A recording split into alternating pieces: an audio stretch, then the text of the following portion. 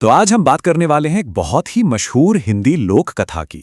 और इसकी परतें खोलकर देखेंगे कि आखिर ये हमें सिखाती क्या है। साहस, डर और लालच, इन सब की ये कहानी है। और हाँ, ये कहानी सिर्फ एक जिन के बारे में नहीं है, बल्कि उससे कहीं ज्यादा गहरी है। और यही यही वो सवाल है जिस पूरी कहानी की जड़ है। सोचिए, एक ऐसा डर जिसने पूरे के पूरे गांव को अपनी गिरफ्त में लिए रखा था।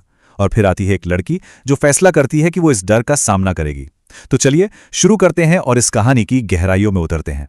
तो कहानी हमें ले जाती है चमकौली नाम के एक छोटे से बड़े ही खूबसूरत गांव में। अब इस गांव में ना एक बहुत ही सुंदर बाग था, लेकिन उस बाग के ठीक पास में थी एक गुफा। एक ऐसी गुफा जिससे पूरा का पूरा गांव खौफ खाता था। और यहीं पे कहानी में एक मजेदार ट्विस्ट आता है। देखिए, गांव वाले क्या मानते थे कि गुफा में एक खौफनाक जिन रहता है, लेकिन हकीकत कुछ और ही थी। ये जिन का आतंक नहीं, बल्कि एक चालाकी थी। एक तरफ था पूरे गांव का अंधविश्वास और दूसरी तरफ एक बूढ़ी औरत का लालच। इसी लालच ने इस डर को सालों तक जिंदा रखा था। अब देखिए, ये डर सिर्फ कोई सुनी सुनाई बात नहीं रह गया था। मामला तब बहुत सीरियस हो गया जब रांझा नाम का एक नौजवान हिम्मत करके उस गुफा में सच का पता लगाने गया। और वो कभी वापस नहीं लौटा। उसकी लाश मिली। बस इसी घटना ने गांव वालों के शक को यकीन में बदल दिया। उनके लिए जिनकी कहानी अब हकीकत बन चुकी थी। वो गुफा अब मौत का दूसरा नाम थी। तो अब सवाल यह है कि क्या ये डर हमेशा ऐसा ही बना रहता? नहीं, यहीं से कहानी बदलती है, क्योंकि अब एंट्री होती है हमारी हीरोइन रीमा की। और यहीं से शुरू होता है उसका एक हीरो बनने का सफर। और रीमा वो बिल्कुल अलग थी। जहां एक तरफ उसकी बहन सीमा और बाकी गांव वाले डर के मारे कांप रहे थे, वहीं रीमा के दिमाग में सवाल उठ रहे थे। उसका तर्क, उसका साहस उसे चुप बैठने नहीं दे रहा था। वो अफवाहों पर नहीं, बल्कि सच जानना चाहती थी। असल में क्या है, वो ये देखना चाहती थी। और फिर आता है वो पल, वो फैसला। रीमा अपनी बहन से कहती है, तुम यहीं रुको, मुझे सच जानना है, मैं अंदर जा रही हूं। सोचिए जरा, ये सिर्फ एक गुफा में कदम रखना नहीं था, ये उस डर की दहलीज को पार करना था जिससे पूरा गांव खौफ खाता था। ये पूरे गांव के डर को खुली चुनौती थी।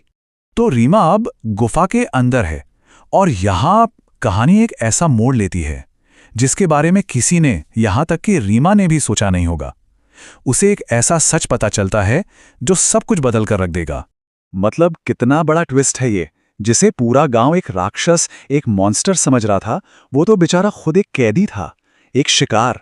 और वो डरावनी आवाजें, वो डराने के लिए नहीं, बल्कि मदद के लिए एक पुकार थीं। और यहीं पर रीमा को मिलता है अपना पहला साथी, जिनकी परछाई। अब इस पूरी कहानी के केंद्र में, हर रहस्य के पीछे है एक चीज, चमकदार फल। ये कोई आम फल नहीं था, ये एक जादुई फल था जो जिन की जिंदगी 100 साल तक बढ़ा सकता था। लेकिन एक शर्त थी, और बस यही एक शर्त उसे एक इंसान के लालच का शिकार बना देती है। तो अब हमें पता चलता है कि असली विलेन कौन है। वो बूढ़ी औरत। उसने जिन की मदद की, उसे फल दिया और बदले में 2 वरदान मांगे। पहला, ये बाग हमेशा के लिए मेरा हो जाए, और दूसरा, तुम इसी गुफा में कैदी बनकर रहोगे। क्यों? ताकि कोई भी उस बाग में आने की हिम्मत ही ना कर सके।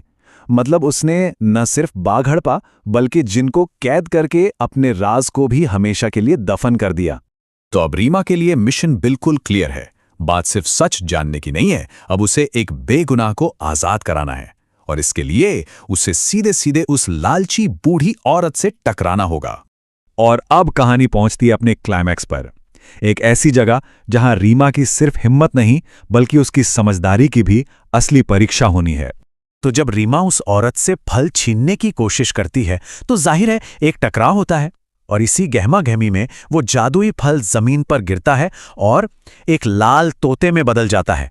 और वो बूढ़ी औरत, उसके लालच का अंत होता है। वो आग की लपटों में जलकर खाक हो जाती है। लेकिन रुकिए, रीमा का इम्तिहान अभी बाकी है। अब वो जो तोता है, वो रीमा के सामने एक पहेली रखता है। जिनको आजाद करने वाली चाबी खोजने के लिए 2 रास्ते हैं।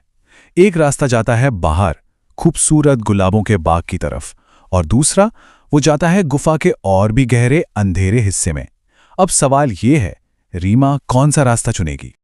और यहाँ एक बार फिर रीमा अपनी समझदारी दिखाती है। वो खूबसूरत बाग के झांसे में नहीं आती। वो लॉजिक लगाती है कि अगर ताला गुफा के अंदर है तो चाबी भी तो वहीं आसपास ही होनी चाहिए ना। इसलिए वो चुनती है मुश्किल रास्ता, गुफा के अंधेरे का रास्ता। लेकिन एक पहेली और बाकी थी, और ये वाली पहले से भी ज्यादा मुश्किल थी। उसके सामने अब 4 उड़ती हुई चाबियां हैं, लेकिन सही सिर्फ एक है। एक गलत चुनाव और जिन हमेशा हमेशा के लिए उस गुफा में कैद रह जाएगा। तो अब रीमा क्या करती है? वो फिर से अपना दिमाग दौड़ाती है। उसे याद आता है वो चमकदार फल जब गिरा था तो किस रंग के तोते में बदला था? लाल रंग के। बस वो समझ जाती है कि इन चारों में से जो बड़ी वाली लाल चाबी है वही असली चाबी है। क्या कमाल का कनेक्शन है! तो सारी पहेलियां सुलझ चुकी हैं, जिन आजाद हो चुका है। अब वक्त है हमारी हीरोइन के घर लौटने का। वो गांव वापस जा रही है, और इस बार वो खाली हाथ नहीं बल्कि सच लेकर जा रही है। वो सच जो पूरे गांव को उनके सबसे बड़े डर से आजाद करेगा। और एक और बात, जब जिन आजाद होने के बाद रीमा से पूछता है कि वो इनाम में क्या चाहती है, तो जानते हैं वो क्या मांगती है? वो अपने लिए कुछ नहीं मांगती। वो कहती है कि बस ये बाग हमेशा ऐसा ही खिला रहे। ये बात दिखाती है कि वो एक सच्ची हीरोइन थी, जिसे अपने फायदे से ज्यादा दूसरों की खुशी की परवाह थी। और कहानी के आखिर में जैसा होना चाहिए सब कुछ ठीक हो जाता है। रीमा गांव लौटकर सबको सच बताती है। बूढ़ी औरत का पर्दा फाश करती है। गांव का डर खत्म हो जाता है। रांझा का नाम साफ हो जाता है, और वो बाग जो कभी खौफ की वजह था अब पूरे गांव के लिए खुशी की जगह बन जाता है। तो कहानी तो एक जिन की थी, पर यह हमें एक बड़े सवाल के साथ छोड़ जाती है कि असली राक्षस कौन था? वो गुफा में कैद जिन, या फिर वो बूढ़ी औरत? कभी कभी इंसान का लालच और उसका धोखा किसी भी जिन या भूत से कहीं ज्यादा डरावना हो सकता है ना?